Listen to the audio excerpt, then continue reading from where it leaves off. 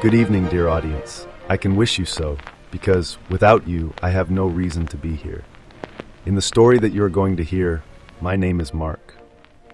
You know perfectly well that it is not my real name, but you accept the convention that I can be, for a while, somebody else than myself. That's my job as an actor, and my only reason to be here to do my job is because you are here to listen to me. Why you are here to listen to me and my friends is another problem. I am an actor, not a psychologist. It is why I cannot figure out why you are here to endure one of the most depressive plays ever written. It will be up to you to figure out, afterwards, if you would not have done better to remain at home in front of the television. This being said, be aware that the play develops its plot in an indefinite time, but in a time of dramatic restrictions. This will explain why the setting of chel 595 is reduced to a minimum. If you decide to stay, here is chel 595. But wait a minute, I will ask you for a little more patience as I have to explain to you the situation at the beginning of the play. Otherwise, you are not supposed to have any idea about what is going on.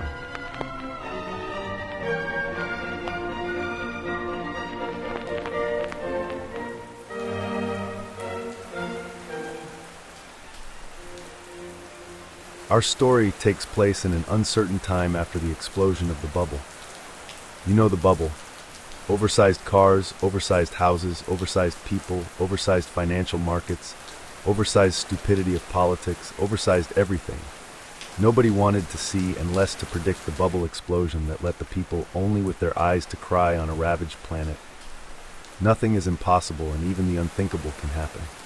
And here we are, hardly surviving after becoming the prey of pirates skimming the remains of the ocean of humanity to impose their rules. If you want to stay with us, you must remain with me for a while to imagine that you are walking with me in the streets to go with me back to my home. My house is a very small two-way story house of no definite style in what was certainly a quiet street in good old times, if good old times ever existed. The living room is on the first floor. Living and bedroom have two-way television screens on one of the walls. It is the law. When I was declared the sole owner of that house after the death of my parents, the house was inspected. Before the inspection, I transformed the basement into a dumping place, ugly to look at. The two inspectors, who were maybe not inclined to inspect the house too carefully, did not go downstairs to verify what it was. After their departure, I cleaned the place to give it the look of a second living room with a sofa, but no television screen. The sofa is old, but still good enough to be considered as a sofa that could sit 3 and 2 chairs that I bring from upstairs when my friends visit me. The street is small enough to forbid parking. Antique old no parking signs still stand at each end of the street, which is, despite those signs, full of cars on both sides. Looking closer at those cars, you can easily see that they are all in a total state of decrepitude, proving that they had been abandoned there for a very long period of time. There is a camera and a loudspeaker at each entrance of the street. Many times I felt the urge to destroy them, but the operation comports the risk of having the whole street arrested and interrogated to find out who, among its inhabitants, is the terrorist. They would not suppose that the terrorist could come from another part of town. This is a risk I cannot take. I abandon the idea. Destroying a camera would give the government an occasion to declare another red alert against terrorists who were attacking the security system. Controls and searches would be reinforced, and more people would be arrested. But it's enough. Before you get tired of listening to my monologue that can make you believe that you are not going to have enough for your money with this rotten play, let us indulge ourselves in the indispensable romance, proving that love can develop whatever the circumstances, even the most dramatic.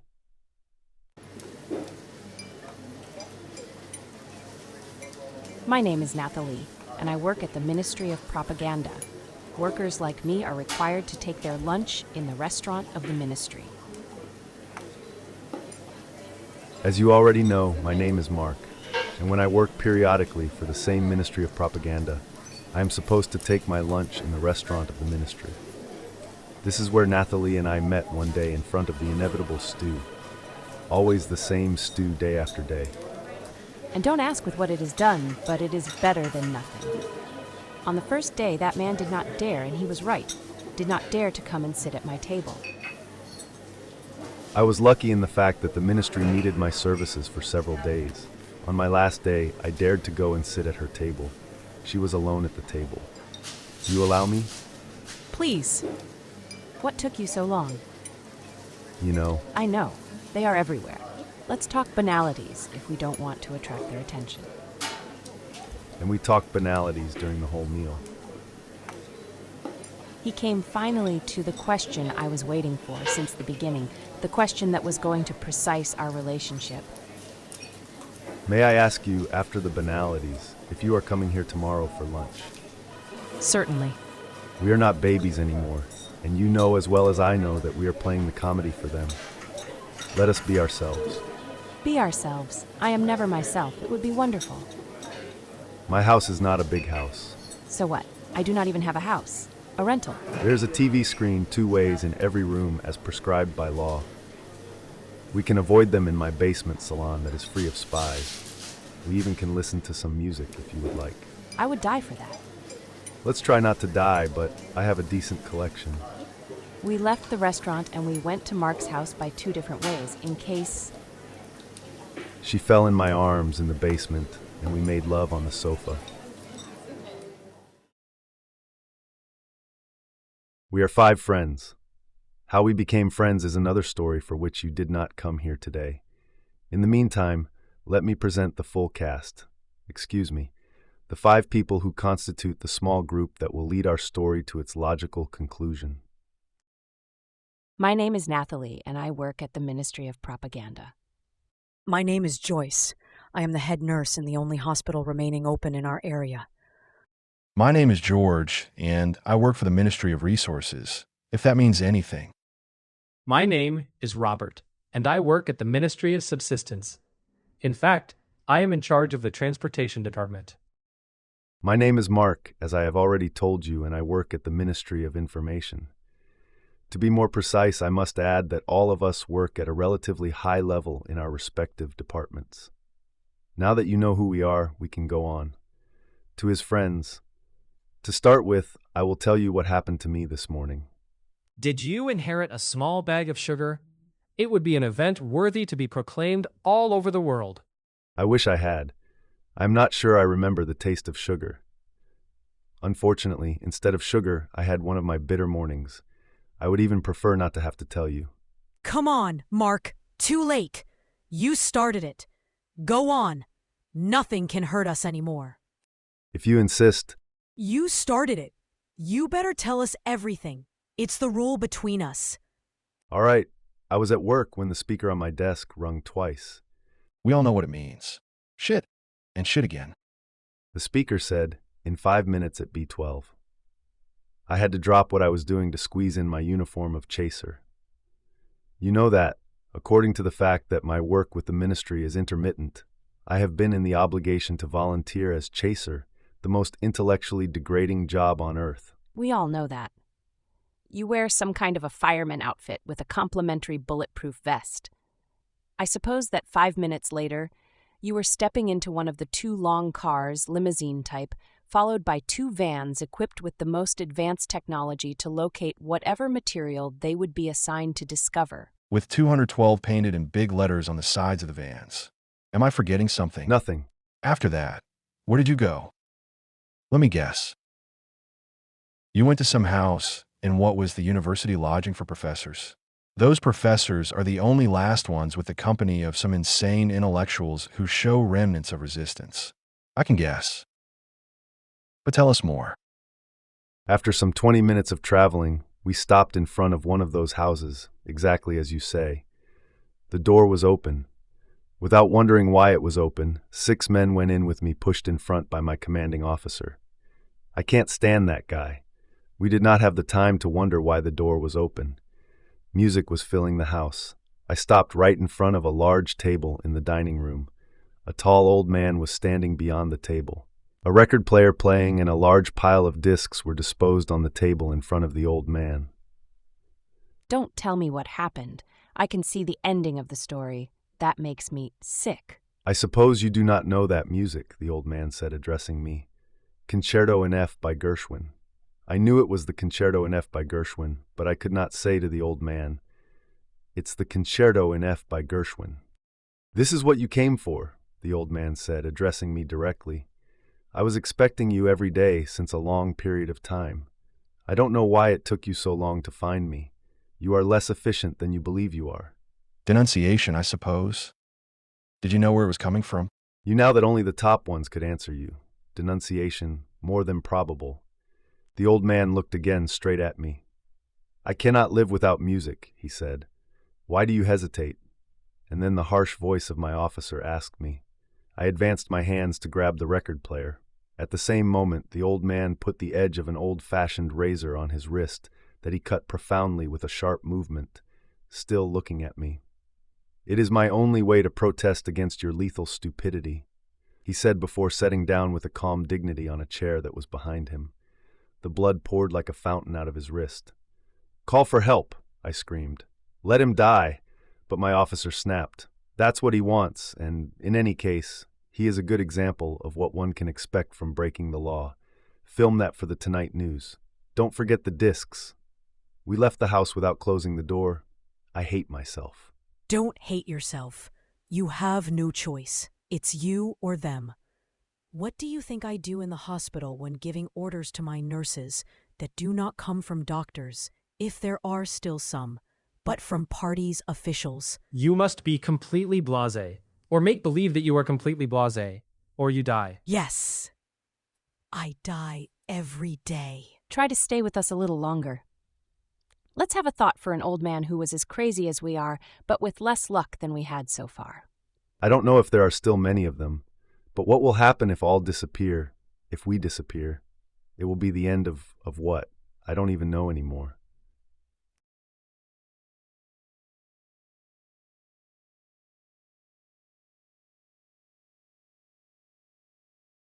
Are you still going on with your project to leave a document about our era and its miseries for the future generations, if they ever exist and can find it? Or for beings coming from another planet? I certainly do. This is why I keep recording some of our conversations. How dare you? You are crazy. But tell me if we have the choice. Maybe someday. Who knows? That's why I keep going.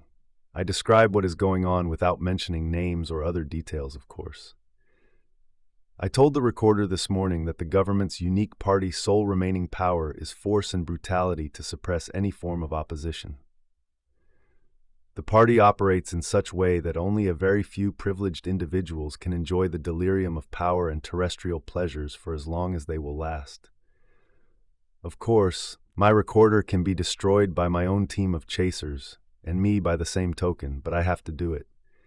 Maybe, who knows, some detector somewhere in the universe is catching your weak signals when you register. Even the Supreme could not catch that. That damned Supreme. Who can tell me who is that damned Supreme that nobody has ever seen or approached? Are you even sure that he exists and is not a puppet personage created by the real person or persons that govern our pitiful remnants of humanity? One reality exists, however, Building 202. One of the few things that we know about the Supreme is, if I am not mistaken, that he does not want to get lost in mathematical abstractions to break deviant minds that still exist against all hope.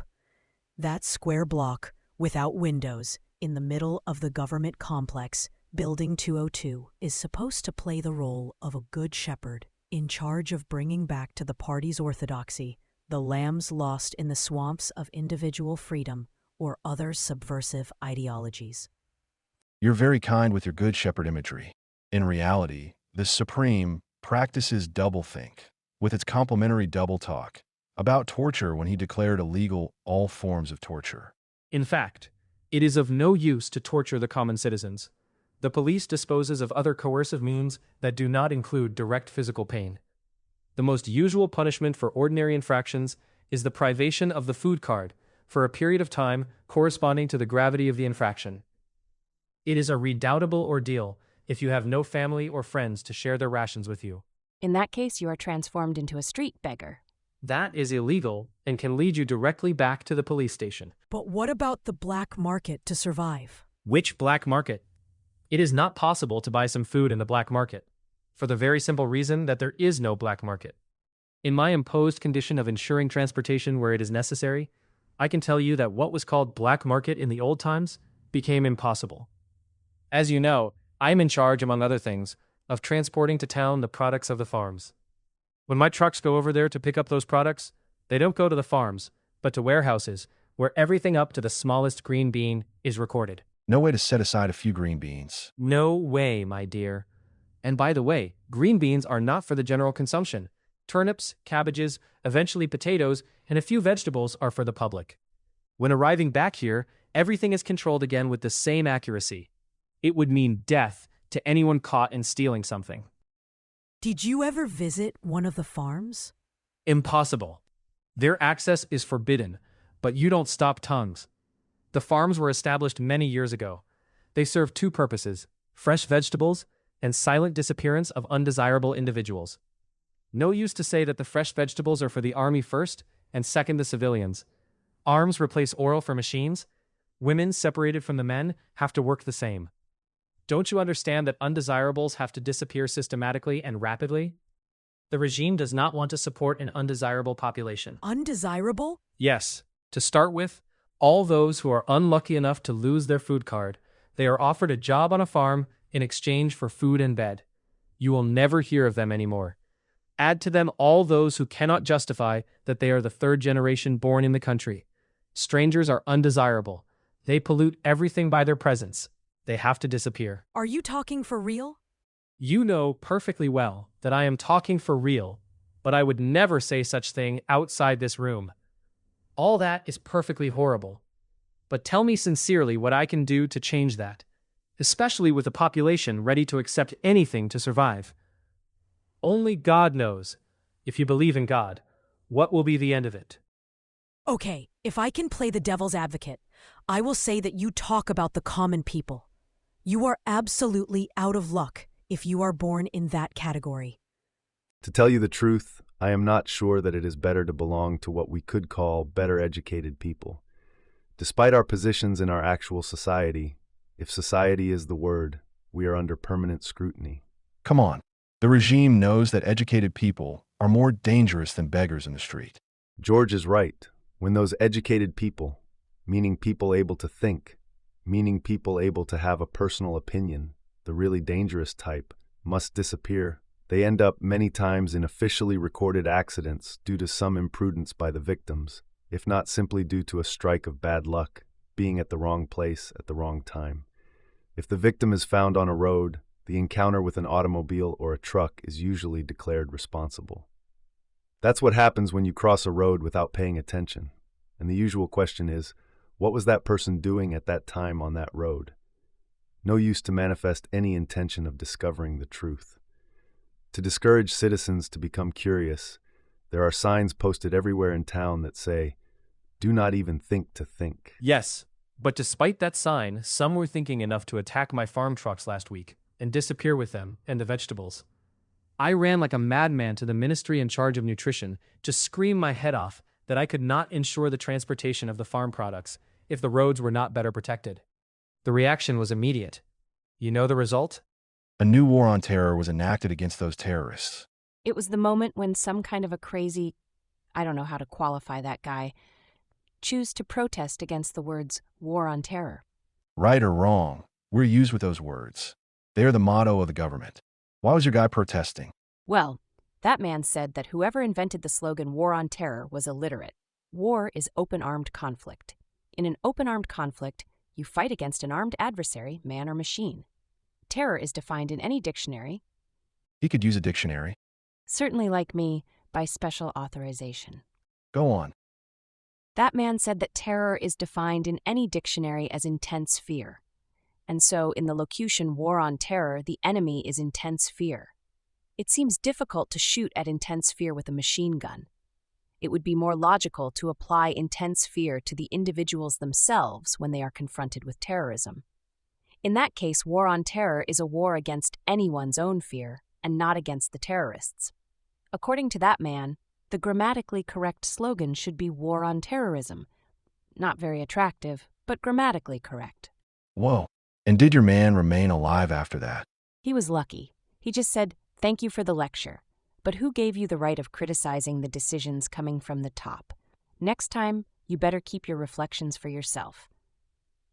That's a very nice story, but that does not help me. All I know is that I still have to transport to town the products of the farms. I hope it will not become too difficult. In any case, caught in an attack against one of my trucks means death on the spot, or death in 2022, or somewhere else.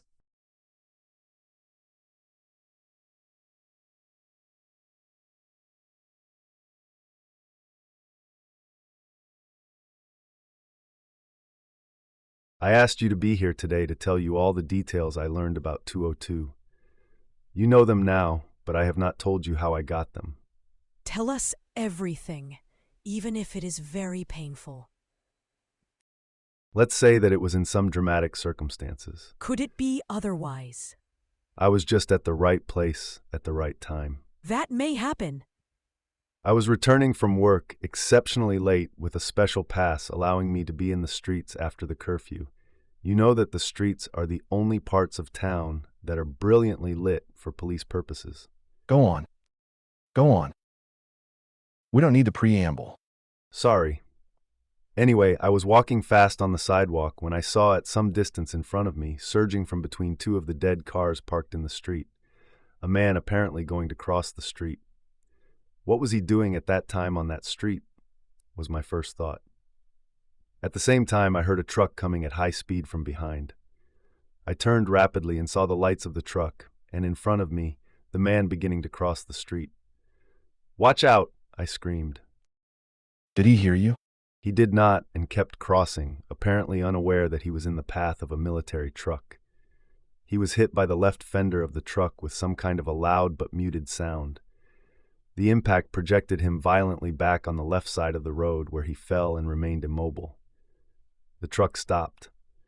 I expected the driver or somebody to come to the rescue, but the truck started to move ahead again and kept going. Military bastards. I hope my drivers would have stopped. Maybe. It was not a man that was on the road, but a woman. A woman? Yes, a woman dressed in the uniform of the guards of the government complex.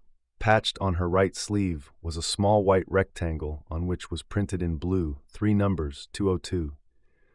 No blood was visible, but she was certainly dangerously hurt if not dead. I guessed she was in her 40s.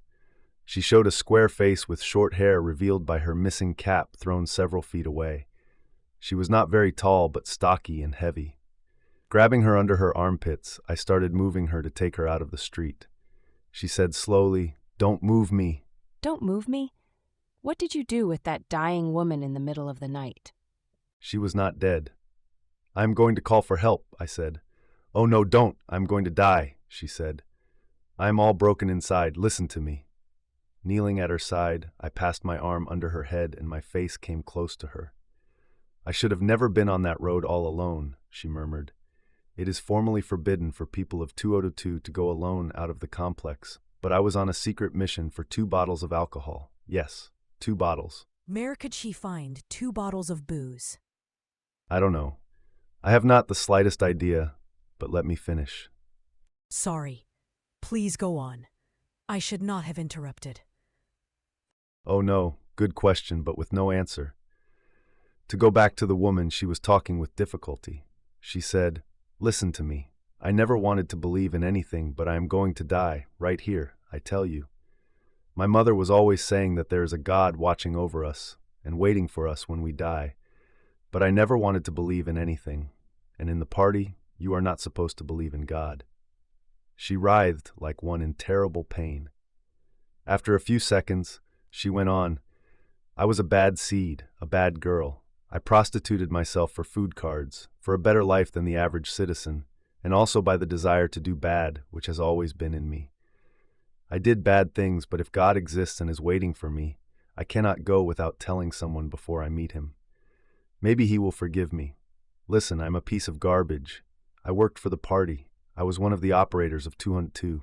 I imposed indescribable pain upon men and women I had never seen before. Listen." And she spoke slowly for as long as she was able to talk. I could not hear her last words. I closed her eyes. "May God have mercy on you. I said. What's in your mind?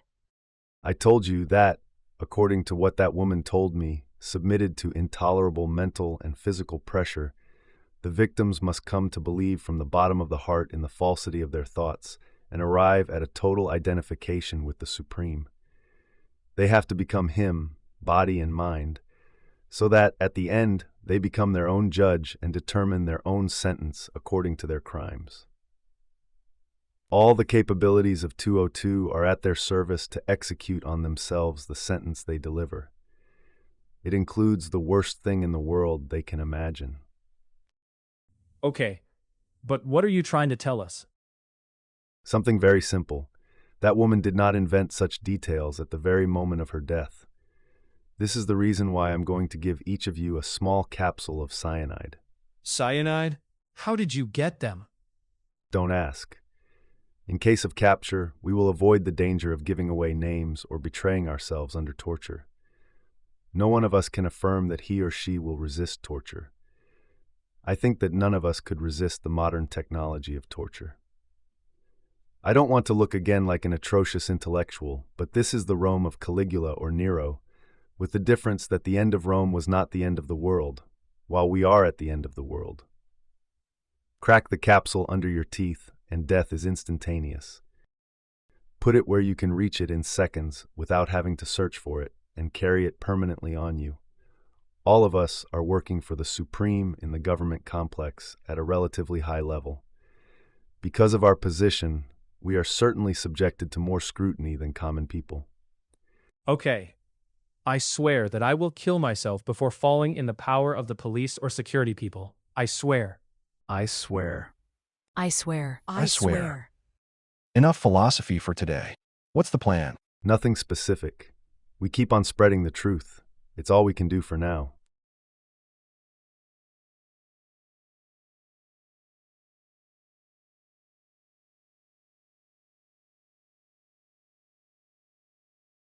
Let's look at it.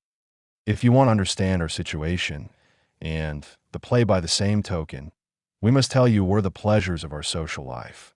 When the bubble blew up, a new government under the saber of an unknown personage supported by the army and called the Supreme took over. It was made public the next morning that someone named Supreme was taking all measures necessary to ensure public order, so that everything could function again normally. Banners were distributed to hang at all the windows, and military bands invaded the streets. It was very pleasant, and we could believe that Santa Claus had landed. Everybody was dancing in the streets. But the next morning, and with television coverage, it was announced in a Patriot Act that public meetings were forbidden, including gathering of more than 3 people in the street. Dancing places were closed. Churches were closed. Concert halls were closed. Museums were closed. Public libraries were closed. Cameras were installed everywhere it was possible. Anyone under any type of suspicion could be asked for interrogation at the closest police station. Any type of vehicle, even the most official, could be searched. Anyone could be arrested without warrant. Icy shower after the dancing. In a next step, all computers were seized by the government. Nobody was reading books. Nobody was listening to music, at the exception of some old imbecile intellectuals who did not surrender their record players, survivors of an extinct species who ran the risk of being denounced by an obliging neighbor or whoever. You know that better than anybody, Mark. There were, I believe, 2 main reasons for that situation. The first was that books disappeared from all public libraries by force of law, and that, after being slowly transformed into a reservoir of wrong information to confuse the internet goers, Internet disappeared by force of law before the requisition of all computers, iPods, and the rest. Personal libraries vanished by fear of being denounced and punished for political incorrectness. Reading books and Internet were declared pernicious because of all the lies they contained, especially about history, art, and religion. In fact, the past history of humanity had been totally eradicated. Students had to learn in the pamphlets published by the government that history began with the 21st century. Before, it was explained, were barbarous times unworthy and unhealthy to be looked at. The new century marked the beginning of a new area that was nowhere mentioned other than the Happy Society Century 1. It is very simple to reduce humans to the level of non-thinking animals. You begin by suppressing the arts under the pretext of economic stress. You suppress this and that cultural or educative activities always under the pretext of economic stress. You suppress slowly but surely the capacity of thought by monopolizing the distribution of news that becomes what the government wants you to believe. At the end of it, the citizenry is reduced at the level of a docile flock of sheep ready to jump in the sea if asked. That's the main reason. But there is a second reason for the disappearance of books. There is no more paper to print them. Paper vanished from daily life when rags, wood pulps, and other materials usually necessary for its manufacture became extinct, and when specialists in the manufacture of paper had also become extinct. Those still in existence were on a very low level of production, exclusively for the government. The only produced pieces of graphic art are propaganda posters describing the supposed beauties of the regime, printed on the few remaining rams of poster-sized paper jealously guarded in the government warehouses. The only performed pieces of music were official pieces to open, close, or emphasize declarations in ceremonies and other official occasions. They were broadcast all day long on television. They were executed in front of supposed enthusiastic audiences, which were added to the music by studio editing.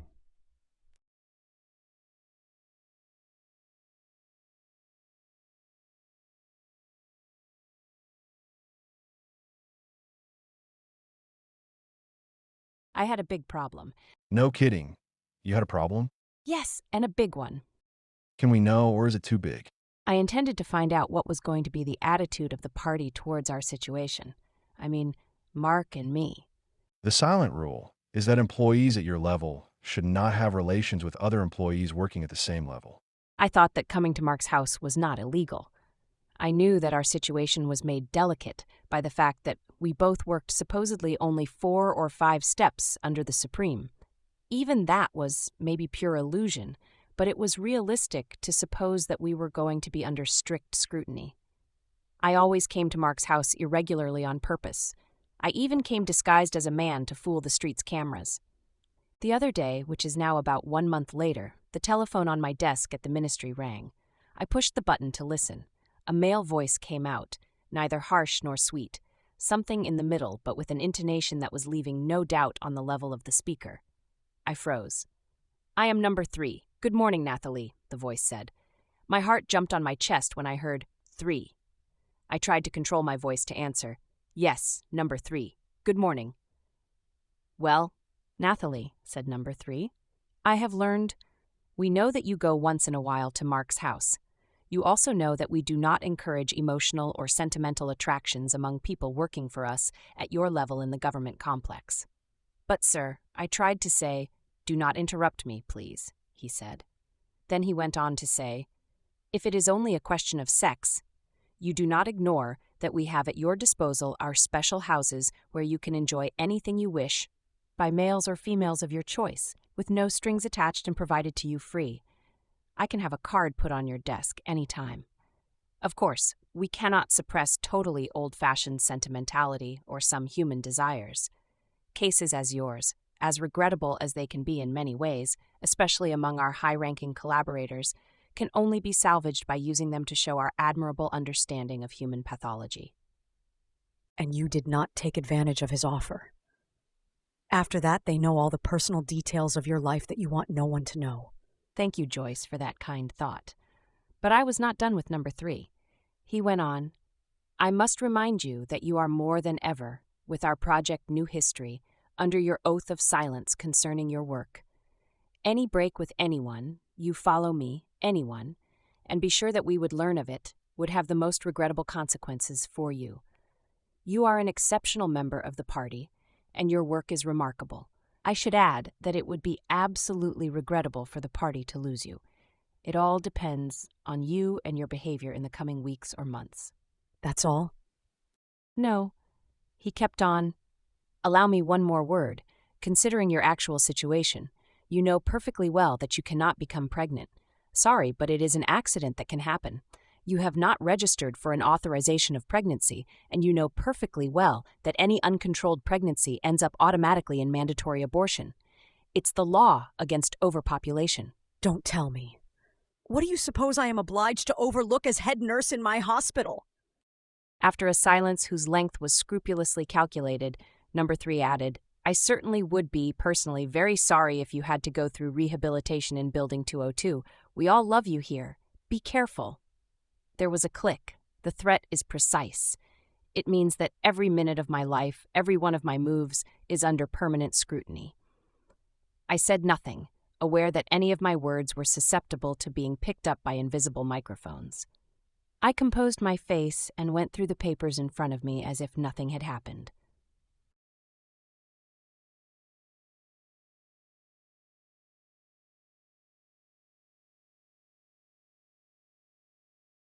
This is what they call tea in the hospital, and that's all I have been able to pick up. Don't worry, the intention is what counts. Now, whatever it is, we will be happy to get it. Please keep it for you.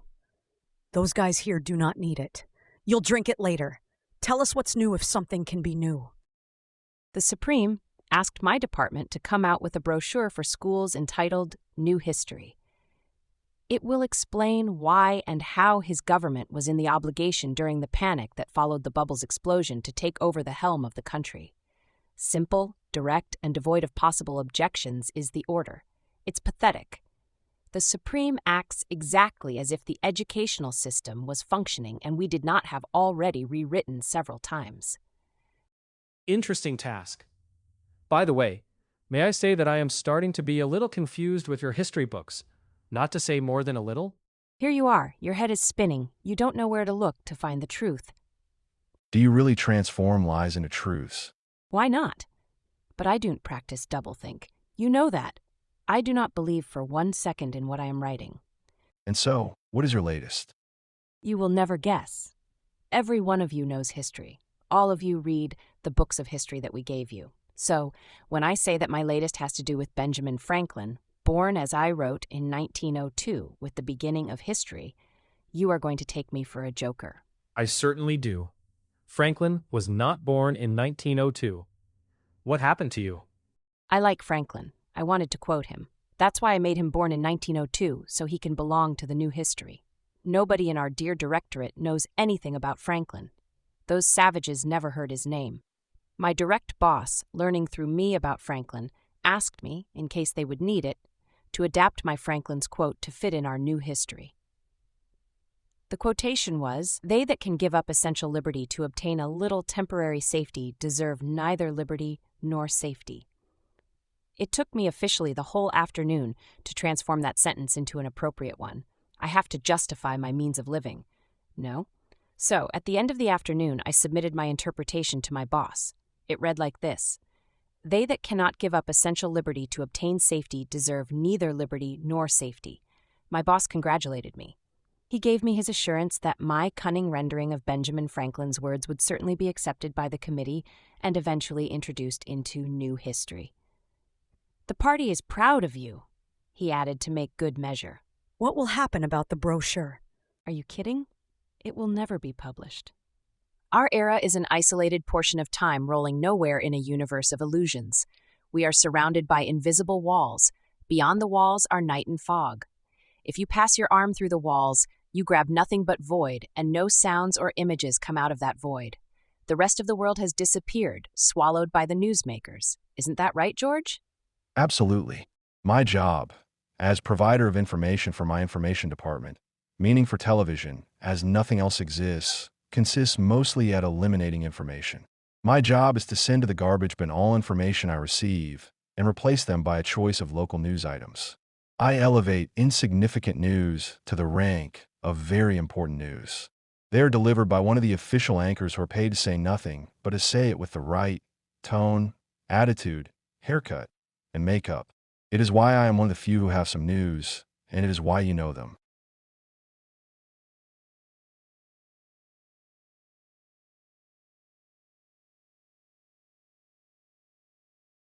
Okay. There was a small piece of paper on my desk this morning. No way to figure out who put it there, but it was definitively for me. Here it is, and this is what it says. You have been denounced, a friend who wants you good. Well, it was written on the wall long ago. No use to make as if we didn't know it. Yes, we knew perfectly well the risk and we took it. Maybe it was useless. But there are things that conscious men have to do when their degenerated masters want to destroy what was supposed to make them sapiens sapiens. I mean, intelligent enough to organize intelligently the planet and make it livable for everyone. You know what happened instead. Unfortunately, there were no sapiens sapiens among the leaders of the world, but apes made imbecile by greed or desire of power. They are responsible for where we are, and where we are, friends, is that we have to prepare for our logical ending. I don't know how much time we have in front of us, but if you're still free tomorrow, come back here at 3 in the afternoon. We will see what will happen. You know that sentence, if there were a God, this would not happen. Well, I believe that God is for nothing in that story. We did it. On the contrary, some will prepare to meet God. Faith never disappears. Persecutions have always augmented the number of believers. There are certainly people who still assemble to perpetuate their religious practice, as primitively as they can do it. Others, like me, will prepare to disappear into the nothing. I believe there is nothing after life. It will be the end of my worries, problems, and miseries. We can say that we brought this upon us. We should not complain. Amen, I agree. If I say amen, it is because my old varnish of Protestantism has to be brushed up. My old varnish of Catholicism has also to be brushed up if I want to make a decent figure when I will present myself in front of God. Well, the Titanic is sinking. It is not the time to argue about the age of the captain. I have thought of this minute for a long period of time. I am prepared to abandon ship and jump overboard. You may be surprised, but you may find yourself in another form in another world unknown to you. I believe in reincarnation. You mean that you believe that our souls have lived previously in the bodies of other men or of non-human animals, and that after our death, they will reincarnate into other men or non-human bodies? Yes, I do. This is the reason why I will consider death calmly, I hope. My only other hope is to find myself in better conditions next time. Well, I believe it's everyone for oneself in front of death. But death is our destiny since the very first minute of our existence, and we have to face it as an old companion rather than as an enemy. To tell you the truth, considering the disaster that is our daily life, we do not have too much to lose. I can even say that I will leave this part of hell with some kind of satisfaction, regretting only that what could have been a hospitable planet became a place of interminable suffering. Our purpose was to let everyone know that there is a lot more than what is officially said. Sorry to be brutal, but actually, we must prepare to die. Humanity is going back to the void where it came from. If you are still alive, be here tomorrow at 3.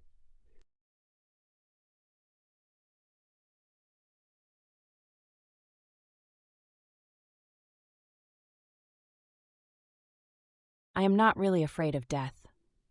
I will take you with me forever, my love. I only regret that we were not able to do better against the monsters responsible for our miserable life. We did what we could and never can tell what can happen. Maybe the little seed we planted will grow. Do you remember how it started between us? Of course I remember. It is like if it were yesterday. We made love on the sofa. How could I forget? You know that I love you. But it was also the beginning of the short adventure of preservers of the last remnants of human culture. Thank God that you had saved the books and documents that allowed us to reconstitute the past seriously. You know that I am not the man responsible for that. In reality, it was my father who preserved books and magazines in the cache he managed in this room. You know where. You remember that I told you that my father disappeared not long after he built it, and that we never knew what happened to him. Grandfather René was the first who accumulated all the documents concerning the beginning of the century.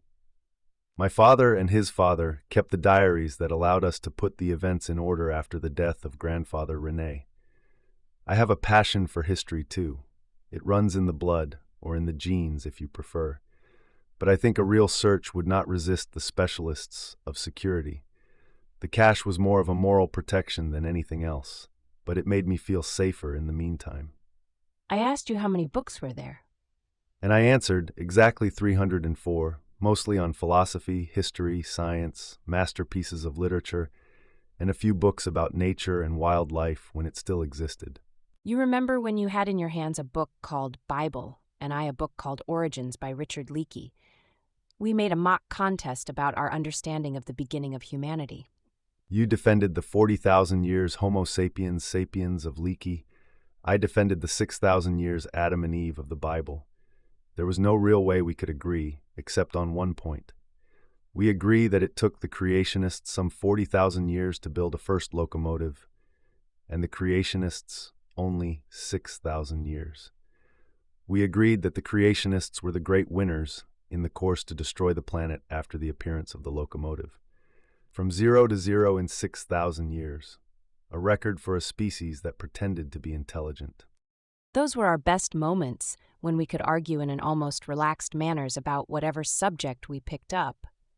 Do you remember, for example, our discovery of the American Constitution? You were saying that it was a magnificent document that fixed the American political life forever. But you said that it was written at a time when the fastest you could go was the fastest your horse could run. In other words, the ink was not dry on the document, and it was already as much outdated by the Industrial Revolution that they could not foresee as was the horse by the locomotive. It created an insoluble contradiction that led to the catastrophe between the well-oiled political machine of the Constitution and the economic sector of bread and butter regulated by the law of the jungle, where all blows were allowed. It ended with the world in the hands of the few, with all possible blurry traffics, compromises, and the rest between politics and economy. You are an incorrigible intellectual. We are at the end of the story, our story, with no time in front of us, and you keep discussing as if we were in an amiable forum. Why not? It will change nothing, of course, and I should do better to prepare for being strong in front of our friends. But, precisely, my amiable forum, as you say, allowed me to escape our miserable condition for a few minutes. I know that all that is absurd, and that our lives were finally absurd. Everything is absurd, absurd, absurd. For years, my absurd job was to deal with madness, making believe that I believed in my own lies, that my lies were not lies. I presented pure lies as reality, and those lies were becoming reality. Is at least our love for real? Yes, it is, my darling. That's the only thing true in my life. My moments with you are moments of purity and cleanliness in the filth of a life of permanent make-believe. It may seem cliché to say so, but I am going to leave this place of obscurity with you in my heart and fly to a place of light and freedom. And you will leave this place of obscurity with me in your heart, and we will fly together to a place of light and freedom where our love will last forever. I love you. Let's go upstairs in the bedroom. The screen? You know that there are 2 nails in the wall and a piece of blanket that adjusts to them. The screen will be blind. It's illegal, but who cares now?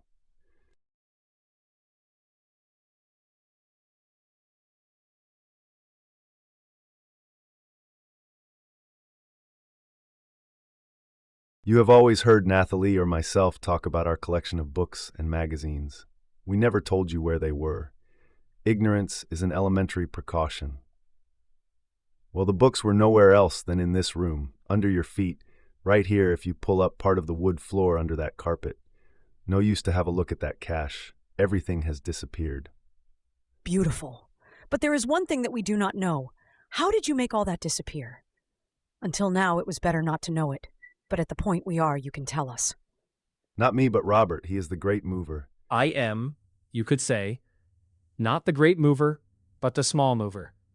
Anyway, well, it was not too difficult for me, according to my position, to have a search-proof and night permit to use one of the small cars at my garage. I was supposed to go for an important checking on a disabled truck. The only condition of success was fastness here to be almost on time over there. The 3 of us, Nathalie, Mark, and me, carried all the books, the discs, and all that was in that cache. And off I went.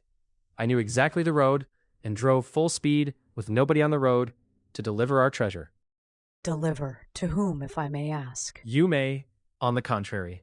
You have to know. Traveling all over, I finally learned that there are some young people who do not accept the rhetoric of the government. They do not accept either the silence made about the past. In order to define their opposition, they present themselves as some kind of anarchists, refusing to be taken for subjugated idiots. They decided to form a little community, lost on the hills. The initial small community has already proliferated, not as one enlarging community, but as several small groups, not to put all the eggs in the same basket. Altogether, they form what they call the resistance. They are decided to resist by all means, psychological with the population, armed if necessary against the forces of the dictatorship. But they have no armaments. Already, more than you think. Arms can be stolen, especially if they belong to units basically formed of young people who enrolled more for the food than anything else and don't give a damn about the government. I feel I am totally idiot. They are in the woods, only God knows where. Oh no, not only God, but you, Robert. And they can attack the farm's trucks at a specific point. Don't tell me why. I will not. All I can tell you is that the operation had to be perfectly coordinated. Everything is not lost. By the way, nobody needs to know where those groups are. It is enough to know that they exist and want to do the job that has to be done. The books and the magazines that show images of life in the past were for them the ultimate revelation and confirmed their determination to go on. We should have done the same a long time ago. Nice, but a little too late. Don't regret. We were absolutely unprepared for that.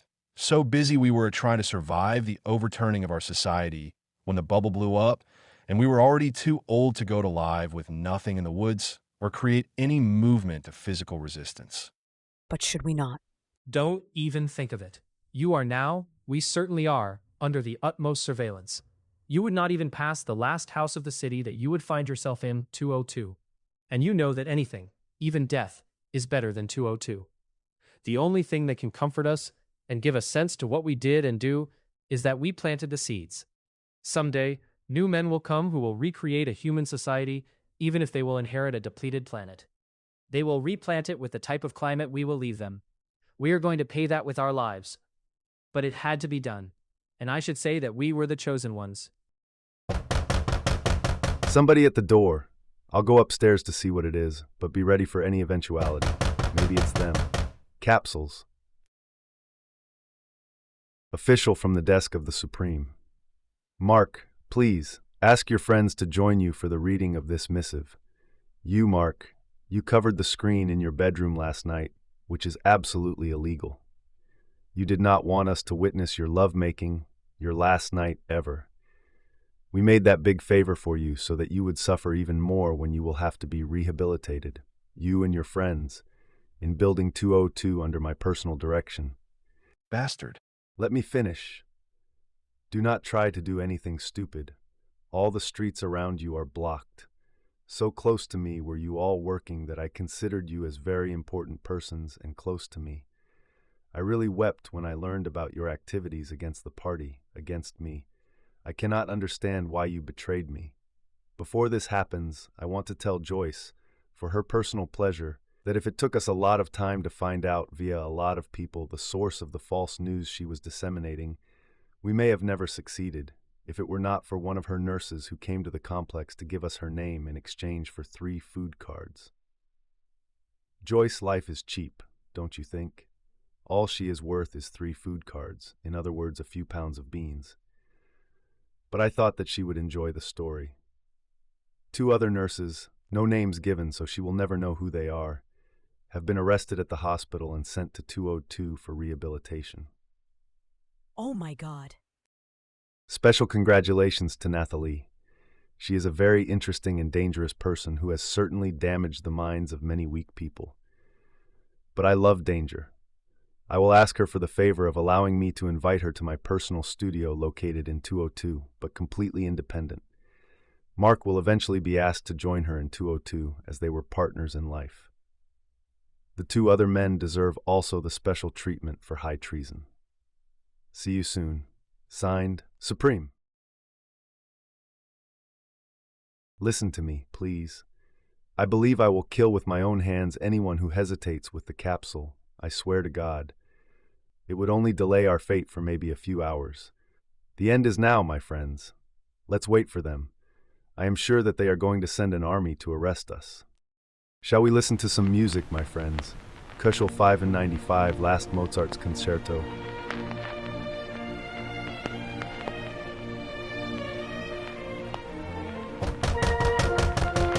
Goodbye, my friends. We did our best.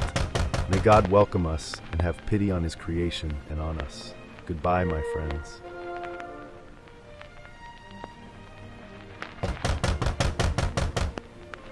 You will always be my love.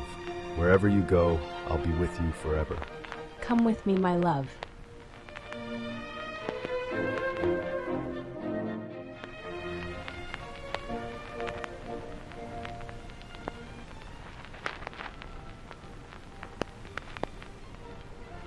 I told you before we started interpreting this play for you that it was slightly depressive. But you should not feel depressed because you know that, in reality, nothing can happen to us like in that play. We should rather rejoice because everything is for the best in the best of possible worlds. Don't we have the most efficient, honest, unselfish, visionary politicians to guide us wisely for the future on a planet so full of oil and other non-renewable resources that humanity will never see their end? Why worry? On the contrary, it is a national duty to spend as much of those resources as we can in order to have a good economy that will make everybody happy, including the government. Thank you, nevertheless, for having given us an occasion to perform. It is the best actors can hope. Actors, as you know, become any character they are asked to perform. But we will, nevertheless, ask the author of this play how he was able to come out with something as stupid as Couple 595. Please, go back home safely, for we want eventually to see you again in our theater. God bless you.